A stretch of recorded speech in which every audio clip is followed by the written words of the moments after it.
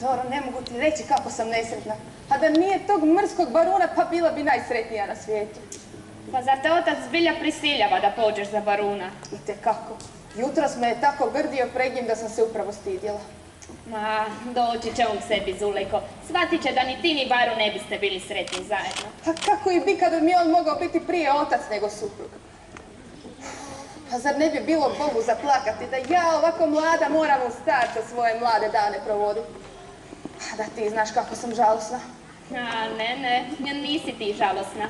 Čula sam te popodne kako si pjevala. Dobro, sjedi. Slušaj me. Snivala sam san. San miline i blaženstva. Ali taj san bijaše tako kratak da sam skoro plakala kad sam se probudila.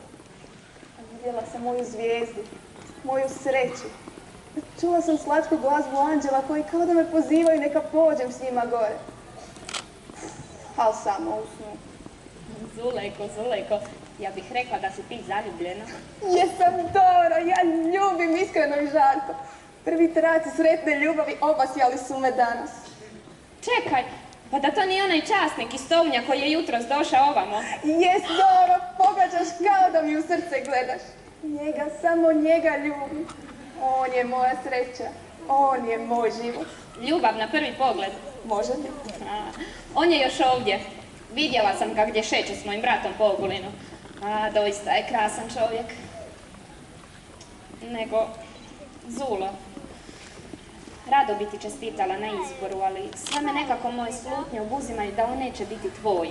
Zašto? Da nisi ti možda u njega zaljubljena? Sad me vrijeđaš, Zulejko. Sve kad bi ga i ljubila, rado bi ga se odrekla. Jer ti si moja jedina i prava prijateljica. Oprosti, Doro, nisam te mislila vrijeđati, vjerujem. Znam. Zulo, gledaj, evo idu dva časnika, idu gore. Evo ti ga, Zulo, pa to je on! I s njim moj brat! Bogorodice svete, da mi dostanem pribrana, kako ti srce odjednom zaigralo. Znam, sreća srce iskušava.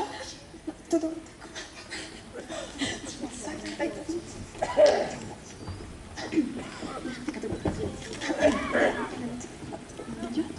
A tu ste, evo naše kneginjice i moje mile sestrice. Dobra večer, svjetla kneginjice. Tebi, sestro. Dobra večer. Dobra večer. Svjetla kneginjice, moram vam predstaviti gospodina Jurajića iz Tounja. Mislim da ste ga vidjeli jutros. Svjetla kneginjice, neobično sam sretan što vas mogu srdačno pozdraviti. I meni je drago, gospodine Jurajiću, što vas vidim. Izvolite sjesti, gospodine. Hvala najljepše.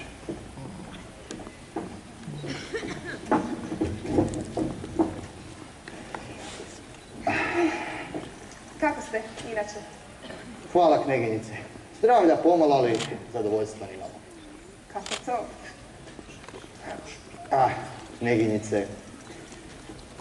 Baš krasna večer. Jesi, kneginjice. Ali ni jedna večer mi nije bila tako divna kao ova. Zašto baš ova? Zato jer sam ove večeri ugledao moju najdražu zvijezdu, koja me tako umilno promatra. Oprostite, svjetla kneginjice i ti pobratime, mi ćemo se odmah vratiti. Sestra mi ima pokazati neke slike koje je dobila na dar. Nećemo mi dugo. A požuri se, Doro. Hoću. Nego, da nastavimo, gospodine Jurajiću. Koja je to zvijezda koju ste jutros prvi put ugledali? Pogodite, svjetla kneginjice. Nemojte me tako nazivati. Bilo bi mi draže da me zovete samo imenom. U redu, ali vi mene morate zvati samo imenom. Hoćete li? Vaše je ime Milan. Da, Zulejko. Pa dakle, Milane, ja razmišljam, ali pogoditi ne mogu. Ne možeš? Da sjeti se one prekrasne i sjajne zvijezde koja mi se jutros tako nenadno ukazala. Mislio sam da sniju, ali to biješe java. Slatka java koja se samo besmrtnicima ukazuje. Još uvijek ne pogađaš koja je to zvijezda. Jutros? Pa za Boga, Milane, da nisam to ja. Jest, Zulejko, to si bila ti. Ti si ta sreća bez koje mi nema života. Ti si ta vila koja mi u sne dolazila. Čim sam te ugledao, znao sam da si te ti. Zulejko, hoćeš li biti moja? Za Boga ustani, Milane. Nemoj tako govoriti, jer kad bi znao kako je meni, kako li sam ja nesretna. A zbog čega? Ma tko se usudio uznemiriti tvoju dušu i tvoje nevino srce? A kaži mi, ovaj će mu mač suditi. Milane, moj otac. Tvoj otac? Pa zar je tvoj otac tako okrutan prema tebi? Ja to ne mogu zamisliti. Pa ipak je tako. Znaš, Milane, da me i otac na silu, bez moje privole, zaručio sa baronom Prankom. Što? Pa to nije moguće. Pa za Boga miloga to nije moguće. I za tjedan dana mora se obaviti vjenčanje. Ma Zulejko, mila, za Pranka te sili koji bi ti oce mogao biti. Reci mi, dušo, da sanjam. Reci mi, ili ću poluditi. Pa ne, Milane, to je java. Tužna java koju osjećam isto tako bolno kao što i ti osjećaš.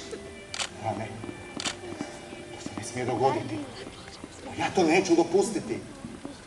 Samo mi reci, da li me ljubiš iskreno onako kao što ja tebe ljubim?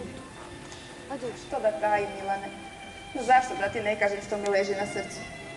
Jes, ljubim te. A reci mi što da radim, da te odvedem od ovih terana i odvedem te u svoj dom. A ne pomaže ništa, Milane. Sve je uzalud. A što bi tek bilo kad bi otac saznao da si me odveo? Moje nesreći je jedini spas da umrem. Ma ne govori tako, Zulejko, mila. Ti tako lijepa i pametna pa do smrti razmišljaš.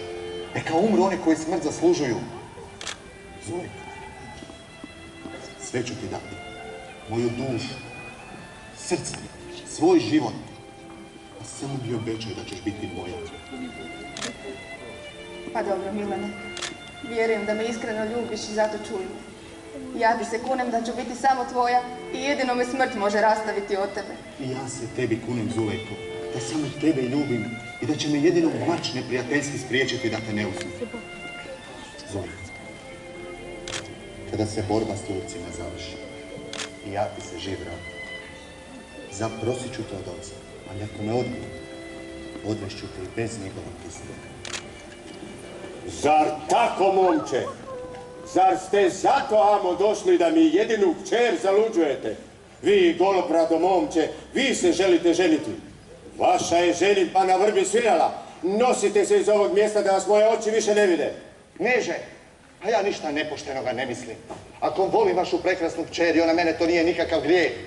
I vi ste, kneže, nekoć ljubili, vi znate vrlo dobro što znači iskreno i vjerno ljubiti. Kneže, molim vas, dajte mi, Zulejko, dajte mi ovaj nježni cvijet da ga čuvam kao oči svoje. Ja vas Ti molim. šuti i nosi se u svoju sobu. S tobom ću poslije obračunati. A vi ste spremni.